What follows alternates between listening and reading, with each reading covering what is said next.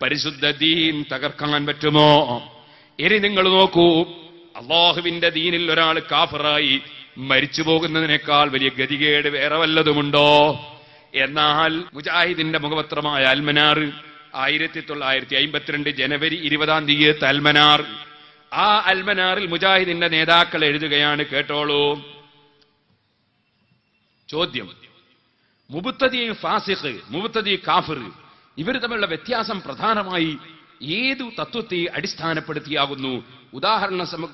ഉദാഹരണം സമഗ്രമായെങ്കിലും വിവരിക്കാൻ അപേക്ഷ. ചോദ്യം ശരിക്കും മനസ്സിലാക്കണേ. ഉത്തരം: ദീനിൽ ഇല്ലാത്തതിനെ ദീനിൽ ഇല്ലാത്തതിനെ ദീനെന്ന നിലയിൽ വിശ്വസിക്കുകയോ ആചരിക്കുകയോ ചെയ്യുന്ന ആൾക്കാണ് മുബ്തദി എന്ന് പറയുന്നത്. അത് റെഡിയാണ്. ഇപ്പൊ മലയാളത്തിലുള്ള ഖുതുബ ദീനിൽ ഇല്ലാത്തതാണ്. അത് ദീന് എന്നുള്ള നിലയ്ക്ക് ചെയ്യുമ്പോൾ അയാൾ മുബ്തദിയാകുകയാണ്. അത് ശരിയാണ്, പറഞ്ഞത് ശരിയാണ്. ശരി, ആര് പറഞ്ഞാലും ശരിയാണെന്ന് നമ്മൾ സമ്മതിക്കണം. നമുക്ക് ഒരു പക്ഷപാതിത്വം നമുക്ക് ഉണ്ടാകാൻ പാടില്ല. എനിക്ക് കേട്ടോളൂ. അത്തരം വിശ്വാസങ്ങളോ ആചാരങ്ങളോ ദീനിന്റെ മൗലികമായ പ്രമാണങ്ങളിൽപ്പെട്ട വല്ലതും നിഷേധിക്കുന്ന തരത്തിലോ പ്രധാന സിദ്ധാന്തങ്ങളിൽ ഏതെങ്കിലും പുച്ഛിക്കുകയോ അവമതിക്കുകയോ ചെയ്യുന്ന നിലയിലോ ഉള്ളതാണെങ്കിൽ ആ ആൾക്ക് മുബ്തദി കാഫിർ, അവിശ്വാസിയായ അനാചാരി എന്ന് പറയപ്പെടുന്നു. ഇനി നിങ്ങൾ കേട്ടോളി, അതിന് ഉദാഹരണം പറയുന്നത് കേട്ടോളി. അള്ളാഹുവിന് ജഡം, രൂപം, ഭാഗം, സ്ഥലം മുതലായ വല്ലതും ഉണ്ടെന്ന് വിശ്വസിക്കുക. അപ്പൊ എന്തായി? മുബ്തദി കാഫിറായി.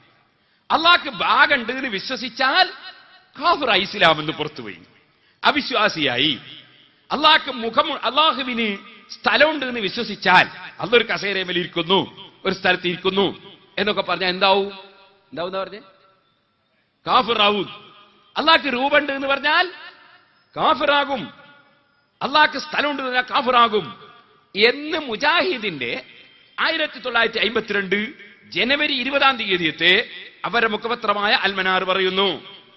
എന്നാൽ മുസ്ലിമീങ്ങളെ നിങ്ങൾ ചിന്തിക്കണം, ഇത് അവരെ മൗലവിമാരൊക്കെ പറഞ്ഞതാണ്. വക്കം മൗലവി എഴുതുന്നു, ദൈവം കാലദേശ സംബന്ധമില്ലാത്തവനാണെന്നും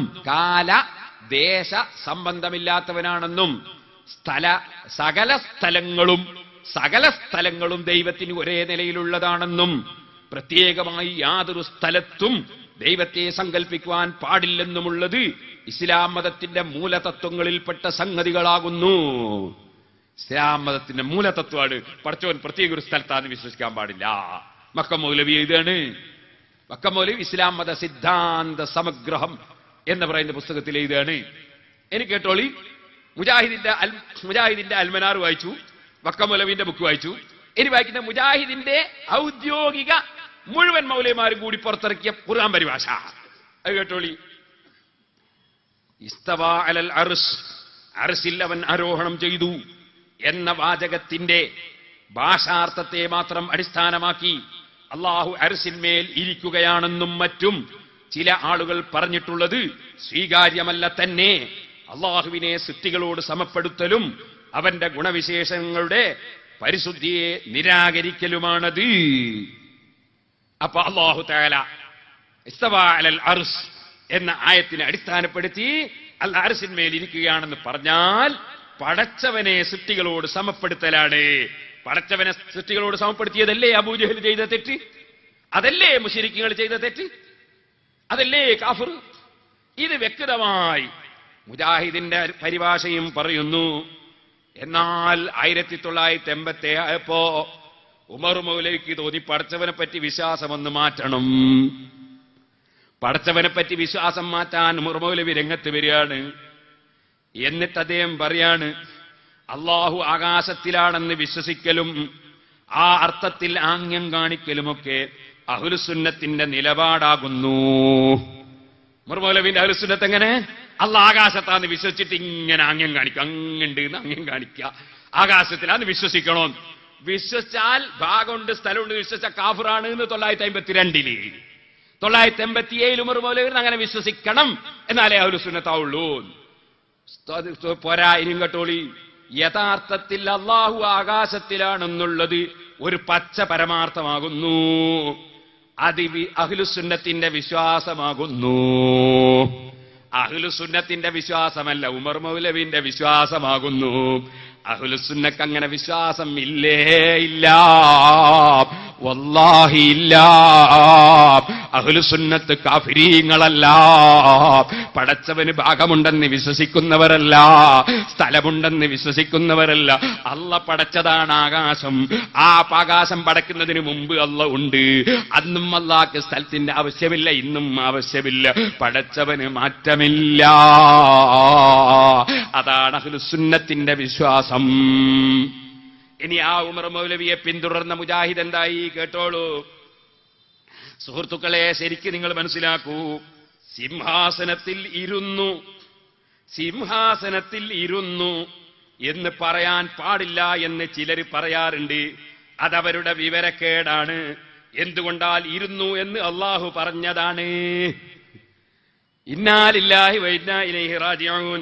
ഫാത്തിഹയുടെ തീരത്ത് എന്ന പുസ്തകമാണിത്. ഉമർ മൗലവിയുടെ പുസ്തകമാണിത്. ഉമർ മൗലവി ശരിക്കും നിങ്ങൾ ആലോചിക്കണം. മുജാഹിദിന്റെ അമാനി മൗലവി എഴുതിയ പരിഭാഷ, അത് എല്ലാ മൗലവിമാരും ഒത്തിണങ്ങി എഴുതിയ പരിഭാഷ. അതിൽ അയാളാ പറഞ്ഞത് ഇരുന്നു എന്ന് വിശ്വസിച്ചാൽ അത് ഇസ്ലാമിനെതിരാണ് എന്ന് മുജാഹിദിനല്ലേ പറഞ്ഞത്. അതുപോലെ തന്നെ അള്ളാഹ് ഒരു സ്ഥലത്താന്ന് പറഞ്ഞാൽ അത് കാഫിറാഹുന്ന് മുജാഹിദല്ലേ പറഞ്ഞത്. അതേ മുജാഹിദിന്റെ ഉമർ മൗലവി ഇസ്ലാമെന്ന് മുജാഹിദിനെ പുറത്തു ചാടിക്കാൻ വേണ്ടി വാദിക്കുകയാണ്. ഇരുന്നു എന്ന് അല്ല പറഞ്ഞിട്ടുണ്ട്. എന്നാ ഞാൻ പറയട്ടെ, അല്ല സിംഹാസനത്തിൽ ഇരുന്നു എന്ന് പറയുന്ന, ഇരുന്നു എന്നതിന് ഖഅദ എന്നല്ലേ വാക്ക്, ജലസ എന്നല്ലേ അറബി വാക്ക്. അങ്ങനെ ഒരു വാക്ക് അല്ലാഹുവിന്റെ ഖുർആനിൽ ഇല്ലേ ഇല്ല. അല്ല സിംഹാസനത്തിൽ ഇരുന്നു എന്ന് പറയുന്ന ഒരു വാക്ക് ജലസയെന്നോ ഖഅദയെന്നോ ഇല്ലേ ഇല്ല. ഇസ്തവ എന്നാണ് വാക്കുള്ളത്. ആ ഇസ്തവ എന്നതിന് ഒരുപാട് അർത്ഥങ്ങളുണ്ട്. അതിന് ഇരുന്നു എന്ന് മാത്രമല്ലല്ലോ അർത്ഥം. അപ്പൊ ഇദ്ദേഹം എന്ത് ചെയ്തു? ഇരുന്നു എന്ന് ഖുർആനിലുണ്ടെന്ന് അതാ പടച്ചറബിന്റെ പേരിൽ പച്ചക്കള്ളം പറഞ്ഞു. ഉമർ മൗലവി പച്ചക്കള്ളം പറഞ്ഞു. എന്നിട്ട് അമാനി മൗലവിയെ അന്ധവിശ്വാസിയാക്കി, വക്കം മൗലവിയെ അന്ധവിശ്വാസിയാക്കി. ഓ സഹോദരന്മാരെ, തീർന്നില്ല. നിങ്ങൾ മനസ്സിലാക്കണം. ഇനിയും അതാ പറയുന്നു. ഇതെന്താ? ഉമർ മൗലവി പറഞ്ഞപ്പോ മുജാഹിദീങ്ങൾ യോഗം ചേർന്ന് ചർച്ച ചെയ്ത് നമ്മൾ അമാനി മൗലവിന്റെ കൂടെ കൂടിയിട്ട് മുസ്ലിം ആകുന്നോ അല്ല ഉമർ മൗലവിന്റെ കൂടെ കൂടിയിട്ട് കാഫിറാകും, നമ്മൾ എന്താ ചെയ്യുന്നത്? കാരണം പഴയ അൽമനാറിൽ പറഞ്ഞിട്ടുണ്ടല്ലോ, അള്ളാഹ്ക്ക് ഭാഗമുണ്ട് സ്ഥലം വിശ്വസിച്ച കാഫിറാവും. അവിടെ നമ്മൾ കാഫിറാകാൻ വേണ്ടി ഉമർ മൗലവി ഒരു പുതിയ തിയറി പറഞ്ഞല്ലോ. അത് നമ്മൾ സ്വീകരിക്കണോ വേണ്ടേന്ന് ഈ മുജാഹിദിന്റെ പണ്ഡിത സഭ ചേർന്നിട്ട് ചർച്ച. നിങ്ങൾ മനസ്സിലാക്കണം, കാഫിറാണോ വേണ്ടേ ചർച്ച. പണ്ട് കാഫിറാന്ന് തന്നെ സംഗതി അത് ഇസ്ലാമായി പ്രഖ്യാപിക്കണോ എന്ന് ചർച്ച ചെയ്ത്. ആ ചർച്ച ചെയ്തിട്ട് എവിടെ ചേർന്നു യോഗം? മദീനത്തുൽ ഉലൂമിൽ ചേർന്നു, KJU നിർവാഹക സമിതി. എന്നിട്ട് 2001 ജൂൺ 4 നിങ്ങൾ മനസ്സിലാക്കണം ഇവരുടെ പൗരോഹിത്യം. എന്നിട്ട് ആ യോഗത്തില് തീരുമാനം എടുക്കുകയാണ്. അങ്ങോട്ടും ഇങ്ങോട്ടും പ്രതികരണമൊക്കെ കഴിഞ്ഞിട്ട് എന്താണ് തൗഹീദ് എന്ന് തീരുമാനം എടുക്കാൻ പോവുകയാണ് മൗലവിമാർ. ഈ വിഷയമായി ചെറിയമുണ്ടം അബ്ദുൽ ഹമീദ് മദനി നേരത്തെ നൽകിയ വിശദീകരണത്തിന്റെ അടിസ്ഥാനത്തിൽ യഥാർത്ഥ വസ്തുത അംഗീകരിക്കപ്പെട്ടതായി യോഗം അറിയിച്ചു. തൗഹീദിന് റുബൂബിയ്യത്ത്, ഉലൂഹിയ്യത്ത്, അൽ-അസ്മാഉ വസ്സിഫാത്ത് എന്നിങ്ങനെയുള്ള വിഭജനം ഈ യോഗം ശരിവെക്കുകയും അത് പാഠശാലകളിൽ പഠിപ്പിക്കേണ്ടതാണെന്ന് തീരുമാനിക്കുകയും ചെയ്തു. അപ്പൊ 2001 ജൂൺ 4 വരെ ഇവരെ ഒരൊറ്റ മദ്രസയിലും പാഠശാലയിലും തൗഹീദ് അസ്മാഇ വസ്സിഫാത്ത് എന്ന് പറഞ്ഞിട്ട് ഒരു തൗഹീദ് പഠിപ്പിച്ചിട്ടില്ല. അത് പഠിപ്പിക്കാൻ പ്രത്യേകം തീരുമാനം വരികയാണ്. ആ തീരുമാനത്തിലൂടെ എന്താ പറയാൻ പോകുന്നത്? അള്ളാഹ് ആകാശത്ത് കുത്തിരിക്കുന്നു എന്ന് പറയാൻ പോവുകയാണ്. അത് തീരുമാനിക്കാൻ 2001 ജൂൺ മാസത്തിൽ. നിങ്ങൾ മനസ്സിലാക്കണം, നേരത്തെ കാഫിറാകുമെന്ന് അൽമനാർ പറഞ്ഞ, നേരത്തെ അങ്ങനെ വിശ്വസിക്കാൻ പാടില്ലെന്നും അമാനി മൗലവി പറഞ്ഞ, അങ്ങനെ വിശ്വസിക്കാൻ പാടില്ലത് ഈ ഇസ്ലാമിന്റെ മൂലസിദ്ധാന്തങ്ങൾക്കെതിരാണെന്ന് വക്കം മൗലവി പറഞ്ഞ ആ ആശയം ഇനി അങ്ങോട്ട് മദ്രസയെ പഠിപ്പിച്ചിട്ട് ആ കുഫറ്, ആ പച്ച കുഫറ് അത് പഠിപ്പിക്കാൻ തീരുമാനിക്കുകയാണ് മുജാഹിദ്. എന്നിട്ട് നിങ്ങൾ കേട്ടോളി, പിന്നെയും പറയാണ്, പ്രപഞ്ചാതീതനായ ദൈവം പ്രപഞ്ചത്തിനു പുറത്ത് ഏഴാകാശത്തിനു മുകളിൽ സിംഹാസനാരൂഢനായിരിക്കുന്ന സ്വേച്ഛാധിപതിയായ ഒരു ചക്രവർത്തിയാണെന്ന ധാരണ ഇസ്ലാം വളർത്തുന്നില്ല എന്ന പ്രസ്താവന അത് അക്ബർ മൗലവിയുടെ ഒരു ബുക്കിലുള്ളതാണ്. അത് തീർത്താൻ പോവാണ്. അത് തിരുത്താൻ പോകാണ് എന്ന പ്രസ്താവന വിശുദ്ധ ഖുർആനിൽ അള്ളാഹുവിനെ കുറിച്ച് വന്ന മംഫിസമായി ഇസ്തവഅലൽ അർശ്, ജബ്ബാർ, ഖാഹിർ, ഖഹാർ, മാലിക്കുൽ മുൽക്ക് എന്നീ വിശേഷണങ്ങളെ കുറിച്ച് നാം സ്വീകരിച്ചു പോരുന്ന വിശ്വാസങ്ങളിൽ നിന്നുള്ള വ്യതിയാനമാണ്. അല്ലാഹ് ഏഴാകാശത്തിന്റെ മുകളിൽ ഒരു അർശിന്റെ മുകളിൽ കുത്തിരിക്കുന്നില്ല എന്ന് പറഞ്ഞാൽ അത് വ്യതിയാനമാണ് എന്ന് തീരുമാനം. എന്ന് പറയാണ് ഈ വിഷയമായി ഏതെല്ലാം പുസ്തകങ്ങളിൽ അബദ്ധങ്ങൾ വന്നിട്ടുണ്ടോ, നേരത്തെ അവരെഴുതിപ്പോയതൊക്കെ അബദ്ധാക്കി പ്രഖ്യാപിക്കാൻ, അബദ്ധങ്ങൾ വന്നിട്ടുണ്ടോ അവയെല്ലാം തിരുത്തേണ്ടതാണെന്ന് യോഗം തീരുമാനിച്ചു. അപ്പൊ നേരത്തെ അള്ളാഹ്ക്ക് ഭാഗമുണ്ട്, സ്ഥലമുണ്ട് എന്ന് പറഞ്ഞാൽ കാഫിറാവുന്ന എഴുതിയതൊക്കെ തിരുത്താൻ തീരുമാനിച്ചു. അള്ളാഹിനെ പറ്റുന്ന വിശ്വാസം തിരുത്താൻ തീരുമാനിച്ചു. എന്നിട്ട് പറയാണ് മംഫിസമായി പോലുള്ള അള്ളാഹുവിന്റെ സിഫത്തുകളെ വ്യാഖ്യാനിക്കണം എന്ന് പറയുന്നത് സലഫു സാലിഹീങ്ങളുടെ മാർഗത്തിനെതിരും നാം സ്വീകരിച്ചു പോകുന്ന വിശ്വാസാദർശങ്ങളിൽ നിന്നുള്ള വ്യതിയാനവുമാണ് തീരുമാനം. അങ്ങനെ ഉമർ മൗലവി വാക്ക് സ്വീകരിച്ചുകൊണ്ട് ചർച്ചകൾ പങ്കെടുത്ത 20 ആളെ പേരുണ്ട് ഇവിടെ. എ പി അബ്ദുൽ ഖാദർ, ആദ്യം തന്നെ P K Alis, Razak Madani, C P Umar Sullami, Kunjeed Madani, Muhammad Sullami, Unnikutty Moulavi, Salam Sullami, അങ്ങനെ അബ്ദുറഹ്മാൻ സലഫി, മുഹമ്മദ് മദനി എന്നൊക്കെ പറഞ്ഞിട്ട് എല്ലാവരുടെ പേരുമുണ്ട്. അതിൽ MI സുല്ലമി ഉണ്ട്, സുബൈർ മങ്കട ഉണ്ട്, KK സക്കരിയ ഉണ്ട്, അനീഫ് കാക്കോടി ഉണ്ട്. എല്ലാവരും കൂടി തീരുമാനം പറയാൻ. അങ്ങനെ എല്ലാവരും കൂടി തീരുമാനിച്ച് പണ്ടുള്ള നമ്മളെ മൗലവിമാരെ എഴുതിയതൊക്കെ തിരുത്തേണ്ടതാണ് എന്ന് തീരുമാനിച്ചു. എന്ത്?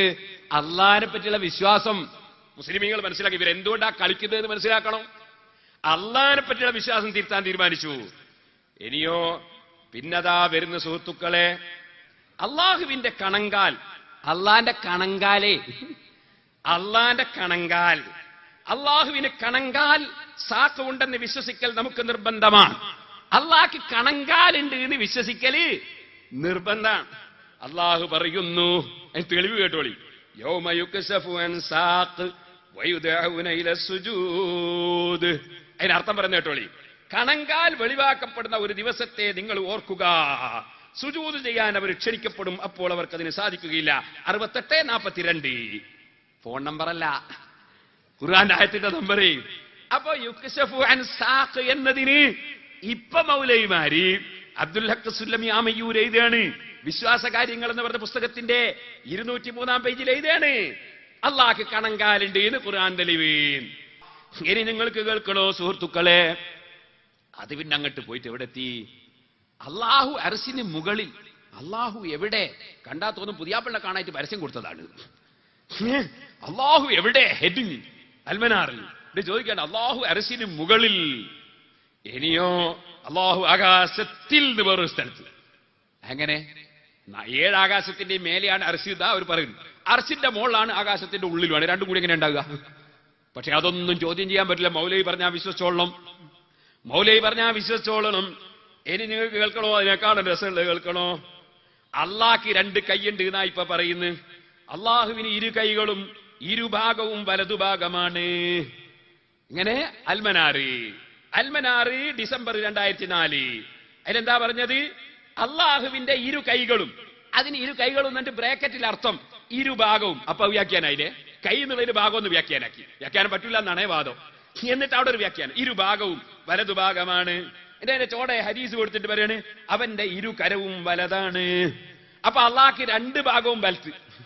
അള്ളാഹ്ക്ക് ഭാഗമുണ്ട്, ഭാഗമുണ്ട് തന്നെ കാഫിറാവുന്നതാണ് പഴയ അൽമനാർ. ഇപ്പൊ പറയുന്നത് അള്ളാഹ്ക്ക് ഭാഗമുണ്ട്, 2 ഭാഗവും വലത്താണ്, 2 ഭാഗവും വലത്താണ്. ഇതെല്ലാം വിശ്വസിച്ചോളുന്ന അനുയായികള്, 2 ഭാഗവും വലത്താണ്. എന്നാ സുഹൃത്തുക്കളെ, അത് 2004 ഡിസംബറിലെ അൽമനാറാണെങ്കിൽ എന്റെ മുസ്ലിമീങ്ങൾ ശരിക്കും ചിന്തിക്ക്. ഒരു ഹദീസ് ഉദ്ധരിക്കുന്ന വേറൊരു അൽമനാറിൽ, അത് 2009 ജനുവരി 24 5 കൊല്ലം കഴിയുമ്പോൾ വേറൊരു അൽമനാർ. ആ അൽമനാറിൽ പറയുന്നത് എന്താണ്? നിങ്ങൾ കേട്ടോളി. നബി സല്ലല്ലാഹു അലൈഹി വസല്ലം പറയുന്നു, അന്ത്യദിനത്തിൽ അള്ളാഹു ആകാശങ്ങളെ ചുരുട്ടിയെടുക്കും, പിന്നെ വലതു കൈ കൊണ്ട് പിടിച്ച ശേഷം പറയും. നിങ്ങൾ കേൾക്കണേ, അള്ളാന്റെ കൈയോട് ആകാശം പിടിച്ചിങ്ങെടുക്കും. ആ ആകാശത്തിലാണ് അള്ള ഉള്ളത്. അത് നേരത്തെ പറഞ്ഞിട്ടുണ്ട്. അള്ള പിടിക്കുന്ന ആകാശത്തിലാണ് അള്ള ഉള്ളത്. അത് അള്ളാന്റെ കൈകൊണ്ടിക്ക് പിടിക്കും. എന്നിട്ടോ പറയാൻ, വലത് കൈ കൊണ്ട് പിടിച്ച ശേഷം പറയും, ഞാനാണ് രാജാവ്, എവിടെ അഹങ്കാരികളും ധിക്കാരികളും. ശേഷം ഭൂമിയെ തന്റെ ഇടത് കൈ കൊണ്ട് ചുരുട്ടിപ്പിടിക്കും. അള്ളാഹ്ക്ക് വലത്ത് 2 കൈയേ ഉള്ളൂ എന്നാ നേരത്തെ പറഞ്ഞു. ഇപ്പൊ പറയുന്നത് ഇടത്തെ കൈയോട്ട് ഭൂമി പിടിക്കും. ഇടത്തെ കൈ ഉണ്ടാണ്ട് ആദ്യം തന്നെ, ഇടത്തെ കൈ ഇല്ലാന്നല്ലേ നേരത്തെ പറഞ്ഞത്. ഇടത് കൈയിന്റെ 2 കൈയും വലത്താണ് എന്നല്ലേ നേരത്തെ പറഞ്ഞത്. ഇപ്പൊ പറഞ്ഞ് ഇടത്തെ കൈ കൊണ്ട് അള്ള ഭൂമി പിടിക്കൂ. എങ്ങനെ കൈ മുളക്കുക? ഇനി നിങ്ങൾക്ക് കേൾക്കണോ? ഞാൻ ചുരുക്കി പറയാണ് കേട്ടോളെ. അള്ളാഹ്ക്ക് ജഡമുണ്ട് എന്ന് വിശ്വസിച്ചൂടാ, വിശ്വസിച്ച കാഫറാവുന്നേരത്തെ പറഞ്ഞ്. എന്നാ ഇപ്പൊ പറയുന്ന കേട്ടോളി.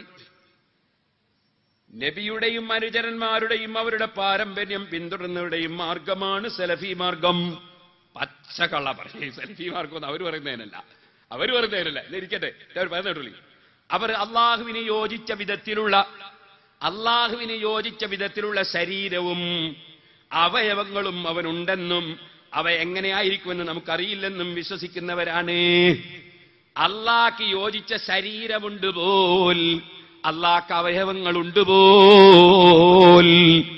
ലോകത്ത് എല്ലാ ഇമാമിങ്ങളും അള്ളാഹ്ക്ക് അവയവങ്ങളില്ല, ലൈസ ലഹുൽ ജാരിഹ, അള്ളാഹ്ക്ക് അവയവങ്ങളില്ല എന്ന് എല്ലാ കിതാബിലും എഴുതി വെച്ചിട്ട് ഇവർ പറയുന്ന അള്ളാഹ്ക്ക് അവയവങ്ങളുണ്ട്, അള്ളാഹ്ക്ക് ശരീരമുണ്ട്.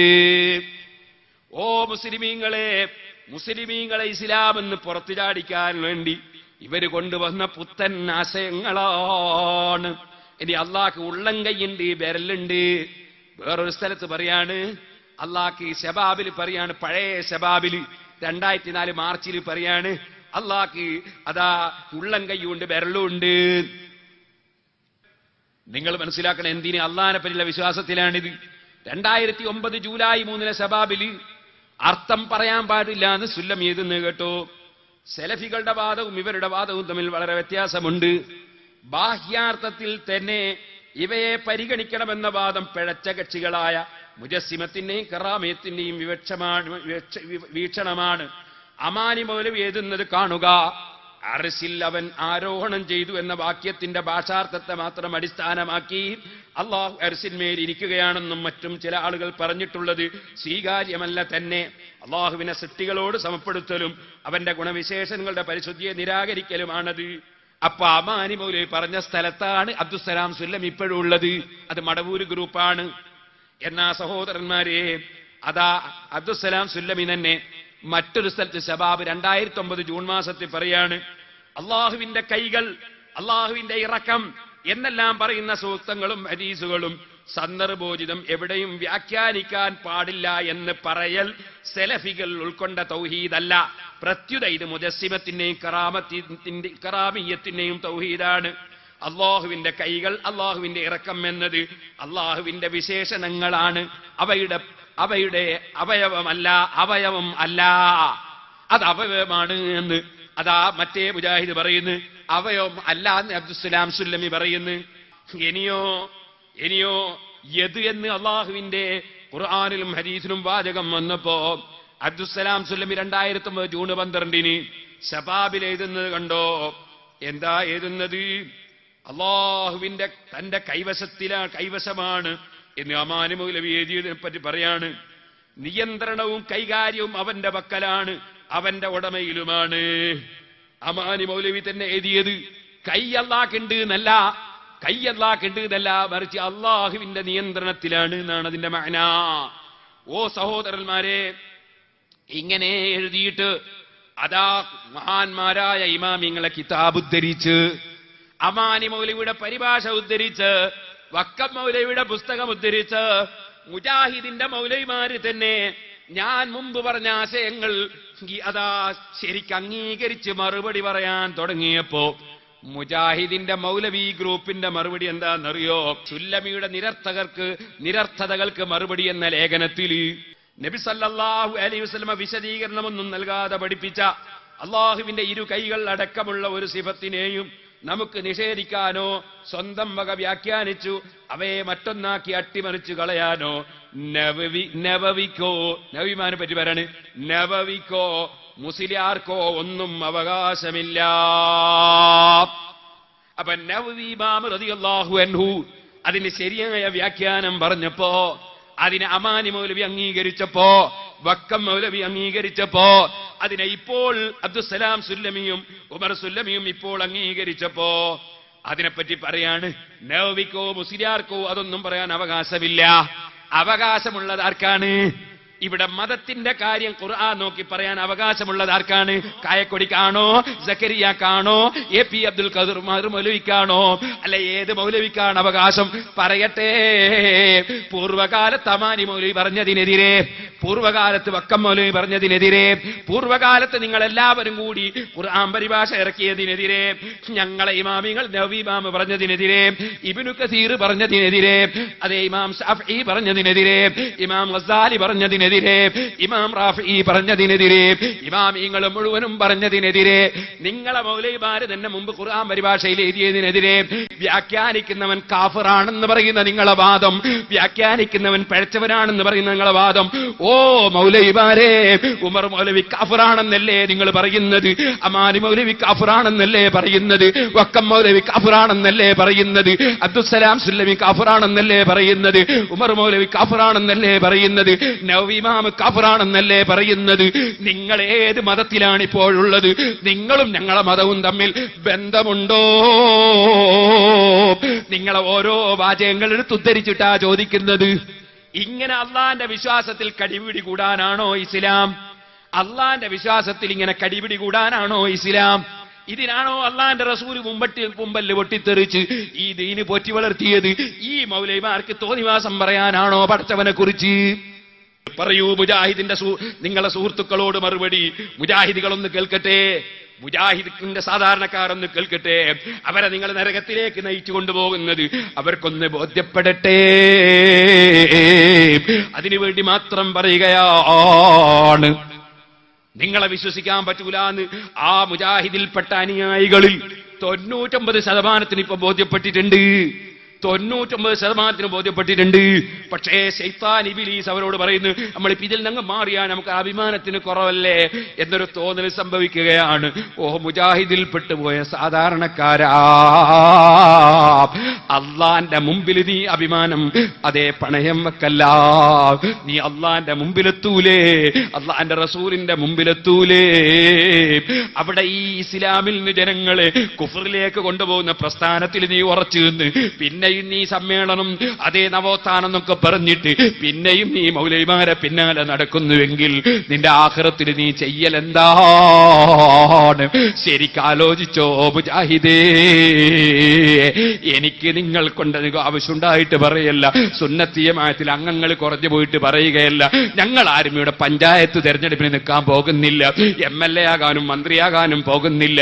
ഞങ്ങളെ കൂടെ ആരുണ്ടെങ്കിലും ഇല്ലെങ്കിലും ഞങ്ങൾക്ക് തരുന്നവനൊന്നേ ഉള്ളൂ, അവനാണ് അല്ലാഹ്. അവന് മാറ്റമില്ല.